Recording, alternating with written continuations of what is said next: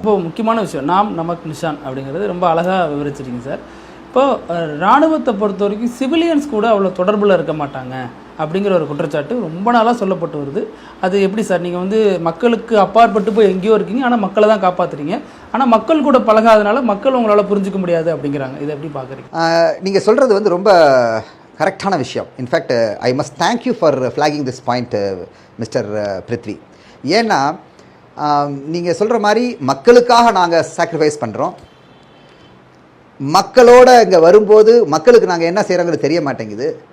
அதனால் எங்களுக்கு வந்து சின்ன ஒரு மன வருத்தமோ அல்லது ஒரு தயக்கம், ஒரு ப்ராப்ளம், அதில் இருந்தால் எல்லா ஈகோ ப்ராப்ளம்ஸும் வருது.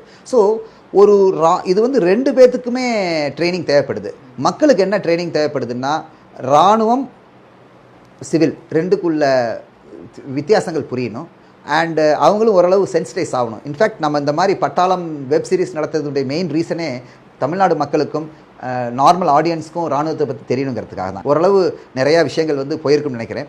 பட் இதில் இன்னொரு முக்கியமான விஷயம் இருக்குது. இராணுவ வீரர்களும் என்ன செய்யணும், 2 ஹேட் வேர் பண்ணணும். அங்கே இருக்கும்போது அவங்க வந்து ரொம்ப இராணுவ ஓரியன்டாக இருக்கணும். ஆனால் அங்கேருந்து திரும்பி சிவிலில் சேரும்போது தன்னுடைய அந்த ஃப்ரேம் ஆஃப் மைண்டை வச்சுட்டு நார்மல் சிவிலியன் மாதிரி இது பண்ணும். ஜென்ரலி இராணுவ வீரர்கள் வந்து ஒரு ஸ்பெஷல் ட்ரீட்மெண்ட் எதிர்பார்ப்பாங்க. அது மாதிரி எதிர்பார்க்குறது தப்பு. ஏன் தப்புன்னா, ஓரளவு எதிர்பார்க்கலாம். பட் அதாவது சிவிலியன் பீப்புளாக வந்து நமக்கு மரியாதை கொடுத்து, ஏப்பா நல்ல பையன்ப்பா இவர் வந்து நமக்காக செஞ்சாருன்னு விட்டோம்னா அதை ஏற்றுக்கிறது ஒரு விஷயம். இல்லை எனக்கு வேணும், நான் லைனில் நிற்க மாட்டேன் அப்படின்னு சொல்கிறது, அது that's not the right thing. புரியுதுங்களா? ஸோ ரெண்டு பக்கமுமே. But I think the awareness வந்துகிட்டு இருக்குன்னு நினைக்கிறேன்.